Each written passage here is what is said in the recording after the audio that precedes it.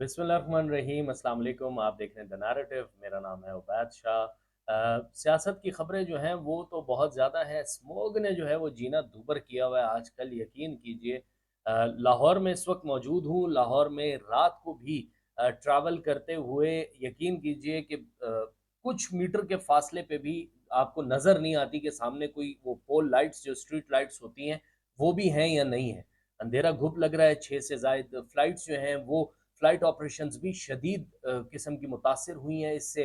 और ये अब सोचें आप कि अभी भी आपके सामने टी शर्ट में बैठा हुआ हूँ लाहौर में, आप ग्लोबल वार्मिंग का एक इफेक्ट देखें कि क्या चल रहा है। सियासत की बातें तो करते रहते हैं, लेकिन सोचा कि ये जो आंखें चुंदिया सी गई हैं और आंखों का हाल भी बुरा हो रहा है। घर की खिड़कियां, हुकूमत सिर्फ यही कह सकती है, हुकूमत भी बेबस है कि जी आप घर घर के दरवाजे और खिड़कियां जो है वो बंद रखें, बाहर ना जाए, मास्क का इस्तेमाल कीजिए। तो बहरहाल अपने तईं जो भी कर सकते हैं वो एहतियाती तदाबीर आप लोग भी लाज़मी इसको फ़ॉलो कीजिए। और बाहर का अगर कहीं चक्कर लगा के अंदर आएँ घर में, तो अपनी आँखों को और अपने फ़ेस को वॉश ज़रूर कीजिए। ये एक मैसेज था आज का, हमने सोचा आपसे शेयर करें। हालात तो सबके ही बड़े बुरे हैं, मतलब specially if you talk about Punjab, और पंजाब के अंदर भी लाहौर। मुल्तान जो है वो अब नंबर 1 पे है स्मॉग के हवाले से और पोल्यूटेड सिटी के हवाले से पूरी दुनिया में, और लाहौर का भी नंबर उसके साथ-साथ ही है। इस्लामाबाद के भी हालात कुछ ज़्यादा बेहतर नहीं हैं, लेकिन आप देखें वेरी अनफॉर्चुनेट कि ये एक साँस जो है इंसान के लिए लेना वही एक फ्री रह गई थी, लेकिन अब वो भी, उसका भी मसला है कि वो भी हमें नहीं मिल रही। मतलब आप सोचें उसके लिए भी we have to purchase mask. हर चीज़ के लिए हम लोग पानी पे टैक्स देते हैं, खाने पे टैक्स देते हैं। टूथपेस्ट अगर आपने करना है, ब्रश करना है, आपने उस पे टैक्स देना है, आपने साबुन पे टैक्स देना है। हर चीज़ पे, खाने-पीने की अशिया पे भी आपने टैक्स देना है। तो टैक्स ने तो अवाम की कमर तोड़ी भी थी। अब सिर्फ़ एक साँस थी जो फ्री में बंदा ले सकता था, वो साँस भी अब हम लोग फ्री में नहीं ले सकते। और जो हमारी अशराफिया वो है, क़यादत है मुल्क की, मैं आपको हमेशा से यही कह रहा था ना कि ये जो सियासी अशराफिया है ना, इन लोगों को किसी भी चीज़ का मसला नहीं होता। इस वक़्त आप देखें जो की आपके वो हैं, लीडर्स हैं पॉलिटिकल पार्टीज़ के, वो इस वक़्त मुल्क से बाहर हैं। मतलब उनके लिए मेरे ख़्याल से ये क्या बड़ा ही महज़ एक कोइंसिडेंस है कि वो सारे के सारे इस वक़्त मुल्क से बाहर हैं। मरियम नवाज़ साहिबा बाहर हैं, बिलावल भुट्टो बाहर हैं, आसिफ अली ज़रदारी बाहर हैं, मौलाना फज़ल रहमान साहब का भी इलाज बाहर हो रहा है। और उसके अलावा नवाज़ शरीफ साहब भी बाहर हैं। तो आप ये सोचें कि सारे के सारे बाहर हैं, सिर्फ़ एक शहबाज़ शरीफ साहब मुल्क के अंदर हैं। और दूसरे जो इमरान खान हैं, वो अडयाला जेल के मकीन, वो भी वहाँ पर मौजूद हैं। इनको मेरे ख़्याल से पाकिस्तान की हवाएँ रास हैं, तो ये लोग पाकिस्तान की हवा इस वक़्त ले रहे हैं। लेकिन इंतहाई अफ़सोसनाक है, आप ये सोचें ना कि एक क्लियर एक डिवीज़न एक नज़र आता है बिटवीन द क्लासेस। पाकिस्तान की जो क्लास है, जो पाकिस्तान की अवाम की क्लास है, मेरे ख़्याल से वो तो रोले-पिटे पड़े हैं। यकीन कीजिए कि गले के अंदर इंसान के दर्द शुरू हो जाता है। ये इतने डेंजरस मेटल्स हैं, ये लिटरली मेटल्स हैं। ये सिर्फ़ सीनियर सूबाई वज़ीर साहिबा कहती हैं, उनकी अपनी भी तबीयत बड़ी ख़राब रही है। उन्होंने कहा मैं 3 मरतबा, जब से हम लोग ये हुकूमत में आए हैं, मैं 3-4 मरतबा एंटीबायोटिक के कोर्स कर चुकी हूँ। तो आप ये सोचें कि आम अवाम का क्या हाल है। बहरहाल थोड़ी-सी सियासत के हवाले से बात कर लें। पाकिस्तान तहरीक-ए-इंसाफ का आज सवाबी में पावर शो उन्होंने रखा हुआ है। आप लोग देखें कि कोई खबर अगर आप इस हवाले से देखें ना, तो नज़र नहीं आ रही। पाकिस्तान तहरीक-ए-इंसाफ की जो लीडरशिप है वो इस मामले में भी बिल्कुल खामोश बैठी हुई है। टिकटॉक के ऊपर अगर कोई टिक आप सोचें, सबसे ज़्यादा जो पीटीआई का सोशल मीडिया है ना, उसको कोई मात नहीं दे सकता। कोई भी नहीं दे सकता। मतलब यू नेम इट, कोई भी हिम्मत कर ले, वो आ जाए उसके मुकाबले के अंदर, कभी भी उसके नेड़े-तेड़े भी नहीं पहुँच सकता। लेकिन इस मर्तबा आप ये चेक करें कि उसपे सोशल मीडिया पे भी पेशावर का जो जलसा है, वो जब हो जाएगा, वहाँ पे कुछ शुरू हो जाएगा, कोई ज़रा एक्टिविटी होगी, तो शायद अगर कोई बात बन पाए तो बन पाए, लेकिन अदरवाइज़ कोई मामला समझ में नहीं आ रहा। बहरहाल जी, आज होगा जलसा आज होगा, जलसे की तैयारियाँ मुकम्मल कर ली गई हैं, स्टेज भी उसका तैयार कर लिया गया है। और खैबर पख्तूनख्वा के अंदर बहुत ही अहमियत का हामिल है ये जलसा कि यहाँ पर कितने नंबर्स वो इकट्ठे करने में कामयाब होते हैं। जलसे में वज़ीर आला खैबर पख्तूनख्वा समेत पार्टी के कई दीगर अरकान शिरकत करेंगे। जलसे के लिए पेशावर रीजन के मेंबरान को ज़्यादा से ज़्यादा वर्कर्स को निकालने का हदफ दिया गया है। हर नुमाइंदे को कम अज़ कम 1000 वर्कर निकालने का टास्क दिया गया है। वज़ीर आला खैबर पख्तूनख्वा अली अमीन गंडापुर वो भी सवाबी जाएँगे, जलसे में शिरकत करेंगे। जलसे में उनकी जो तकरीर है, वो इंतहा से ज़्यादा अहमियत की हामिल होगी कि वो अपनी लाइन क्या रखते हैं। आपको पता है पिछली मर्तबा भी जब उन्होंने सवाबी में तकरीर की थी, उसके बाद काफ़ी ज़्यादा एक rift between the establishment and PTI उसने जन्म लिया था और मसाइल फिर उसके बाद काफ़ी ज़्यादा खड़े हो गए थे। अब देखेंगे आज की तकरीर में क्या वो हार्ड हिटिंग करते हैं, एस्टेब्लिशमेंट की जानिब जाते हैं या नहीं जाते, सिर्फ हुकूमत के ऊपर जो है वो तनकीदी निश्तर चलाते हैं, ये अब आज के जलसे में पता चलेगा। और बाकी आगे आपको बताऊँ ये मौलाना फजल रहमान साहब का और जेयूआई फे का, एक्चुअली जेयूआई फे की जो क़यादत है, उनकी गाहे-बगाहे मुलाकात होती रहती है। आपको पता है सारी ज़्यादातर पीटीआई की भी अभी जो सीनियर लीडरशिप है वो पख्तून है। तो वो वाला फैक्टर भी आ जाता है कि वो आपस में गपशप ज़ाहिर है लगाते होंगे, इंसान की फ्रैंकनेस ज़रा एक लैंग्वेज हो तो लिंग्विस्टिक बैरियर जब नहीं होता ना तो इंसान फिर ज़्यादा एक मज़े की सी सिचुएशन होती है। तो अब वो पठान भाई आपस में मुलाकातें करते थे, उनकी तजवीज़ ये थी कि जी हम कमेटी का एक मेंबर बनाएँ और हम इमरान खान से जेल में मुलाकात करें। लेकिन अभी आपको अहम तरीन खबर इस हवाले से देता चलूँ कि उन्होंने कामरान मुर्तज़ा साहब का नाम भी तजवीज़ किया था कि जी कामरान मुर्तज़ा जाकर उनसे मिलें बानी पीटीआई से जेल में, लेकिन मौलाना फजल रहमान साहब ने मना कर दिया।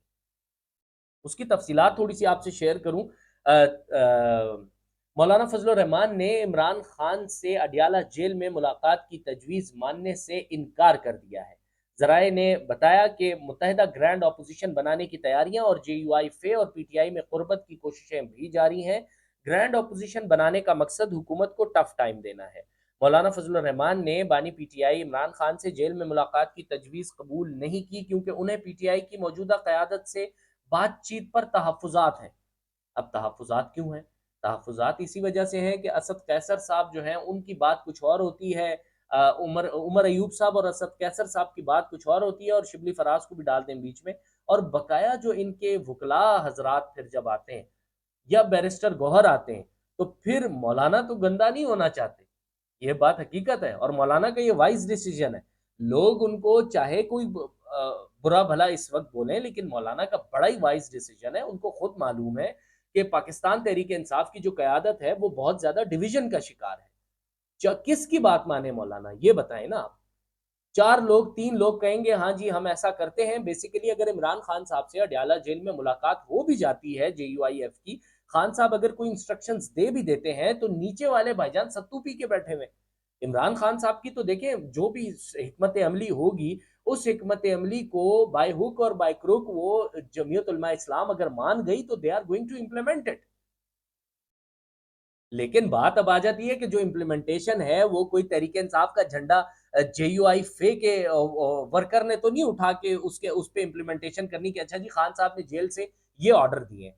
वो तो ज़ाहिर-सी बात है, वो तो पाकिस्तान तहरीक-ए-इंसाफ की जो क़यादत है आपकी मोअज़्ज़ज़ क़यादत जो बिल्कुल ख़ामोश होके बैठी हुई है, ये तो उन लोगों ने करना है। लेकिन मौलाना को इस बात पे ट्रस्ट ही नहीं है कि भाई मैं बात करूँ तो किससे करूँ? मैं बात मानूँ तो किसकी मानूँ? खान साहब से अगर बात हो भी गई उसके बाद भाईजान फँसेंगे तो मौलाना। मतलब मौलाना ने तो यही कहना है, सारी पूरी मीडिया में एक तबाही मच जाएगी भाईजान के जेयूआई फे की मुलाकात हो गई है मौलाना फजल रहमान साहब से। तो बहरहाल ये मौलाना का एक वाइज़ डिसीजन है, बिल्कुल ठीक है। इस हवाले से पाकिस्तान तहरीक-ए-इंसाफ को सोचने की ज़रूरत है। मौलाना फजल रहमान को इमरान खान से जेल में मुलाकात की तजवीज़ दी गई थी कि वो महमूद अचकज़ई और अख्तर मेंगल के हमरा अडयाला जेल में मुलाकात करें। ताहम पीटीआई की ख्वाहिश पर मौलाना फजल रहमान ने मुलाकात के लिए कामरान मुर्तज़ा को नामज़द किया था। इमरान खान से मुलाकात के लिए अदालत से रुजू किया जाएगा। ज़राए ने यह भी बताया कि मौलाना फजल रहमान को पीटीआई की रैली में भी शिरकत की तजवीज़ दी गई, लेकिन उन्होंने दावत कबूल नहीं की। सरबराह जेयूआईफे ने कुछ रोज़ के लिए सियासी सरगर्मियों से किनाराकशी का फैसला किया और निजी दौरे पर बरतानिया पहुंचे। वो करीबी दोस्तों के इसरार पर लंदन में कुछ रोज़ गुज़ारने पर आमादा हुए। तो बस ठीक है, ये तो इसमें तो कोई मसले की बात ही नहीं है भाईजान कि अगर ये चाहते हैं पीटीआई वाले कि इनकी कोई सपोर्ट करे, तो इनको पहले खुद थोड़ी-सी हिम्मत से काम लेना पड़ेगा। अच्छा जी, आगे चलते हैं, थोड़ी-सी बात करते हैं। मौलाना फजल रहमान बानी पीटीआई से मिलने जाएँ, हम सहूलतकार बनेंगे। सीनियर पीपल्स पार्टी के रहनुमाए खुर्शीद शाह वो कहते हैं जी कि बिल्कुल मिलने जाएँ, हम सहूलतकार बनेंगे। उन्होंने कहा जी कि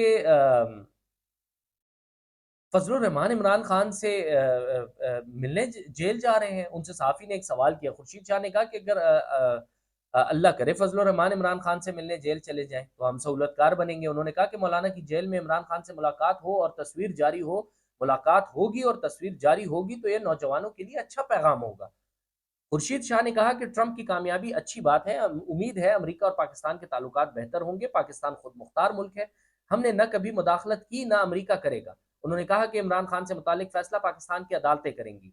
26वीं तरमीम से मुतालिक खुर्शीद शाह ने कहा कि 26वीं तरमीम बेनज़ीर का ख्वाब था ताकि इदारे आज़ाद और खुद मुख्तार हों। तरमीम इमरान खान समेत किसी के खिलाफ नहीं।